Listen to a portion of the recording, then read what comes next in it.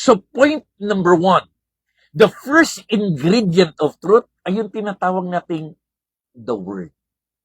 Anong ibig sabihin ng the word? Truth must be scripted. Ang katotohanan dapat ay laging nakasalig at nakabase sa salita ng Diyos. Na tulad ng ating binasa kanina sa John 17:17, sanctify them by the truth. Your word is truth. Kung tatagalogin po natin, paging banalin natin sila ng katotohanan. Sapagkat ang salita mo ay katotohanan. Truth is not based on vibes.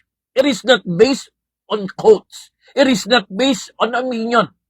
It is not based on social media, even tradition. Kapag ang katotohanan na hinahawakan, tinatayuan, at ginagawa nating pamantayan, batas sa ating lipunan, ay galing lamang sa tradisyon, galing lamang sa social media, napakahina po ng pundasyon na yan. Guarding the truth as guardians of truth, napakahalaga that the first important ingredient of truth is the Word of God. Because the Word of God is the standard, the highest authority, period.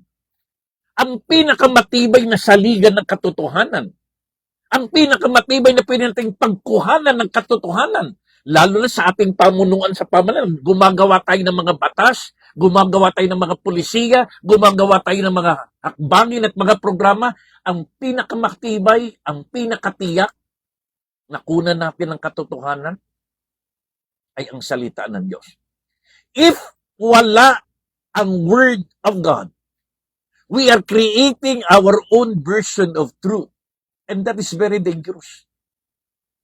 Kapag gumagawa tayo ng anumang policy, ng anumang pamunuan o pamantayan o polisiya o anumang batas, kapag ito po'y wala sa salita ng Diyos, at lalo tigit, warning, napaka-dangerous po nito, gumagawa tayo ng batas na sumasalungat sa mga ipinagbabawal ng salita ng Diyos, napaka-mapanganib. Balikan po natin yung ating first topic. We are guardians of authority. Na yung ating authority, power, position, title, and office ay binigay, pinagkatiwala, niregalo sa atin ng Diyos. At nilagay tayo dyan, hindi para gumawa ng isang batas na ayon lamang sa ating kagustuhan. Gumawa ng batas ayon lamang sa social media. Gumawa ng batas ayon lamang sa mga trending na pinapalakpakan ng tao. Gagawa tayo ng batas, polisiya, na bumabase sa salita ng Diyos. Guardian leader, don't guess the truth. Hindi tayo pwedeng manghula ng katotohanan. Kaya kapag ang katotohanan ginagawa natin ay galing sa tao, galing sa mundo, galing sa social media, yung katotohanan yan ay napakadaling bumagsak, masira at magiba. We must be grounded ourselves as guardians of God in the Scripture. Ang tawag natin yan, intellectual, spiritual pillar. We grow in truth by knowing the Word of God. Napakaganda po ng ginawa ng Amerika sapagkat naririnig at nababasa at napapanood nating lahat na nakalagay sa kanilang polisiya, in God we trust. At ibinabalik uli ngayon ng Amerika ang kanilang paniniwala at prinsipyo at mga polisiya hindi sa sinulat ng tao, hindi sa kinamulatan ng tao, hindi mula sa social media, mga trending, bumabalik sila sa salita ng Diyos. Take note, kung hindi tayo rooted sa Word, madali tayong maride ng world o ng sanlibutan. Kaya kung hindi po tayong malalim at nakabase at nakatayo sa salita ng Diyos, sigurado ang mga batas at mga polisiya na gagawin natin ay galing lamang sa sanlibutan. Galing lamang sa mundo. Galing lang sa tao. Yan yung tinatawag nating buhangin na pundasyon. Ano mang problema, bagsak ng bagsak, guho ng guho yan.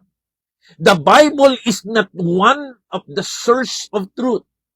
But the Bible, the Word of God, is the final authority of truth.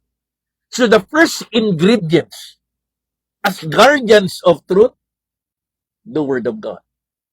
Truth must be scripted. Parang tayong lahat. Ano ba ang tinatayuan nating katotohanan? Turo ng tao? Turo ng mundo? Turo ng sanlibutan? Turo ng social media? Turo ng mga trending? Kapag ang katotohanan ng tinatayuan natin ay galing sa tao at sa mundo, magigiba po tayo.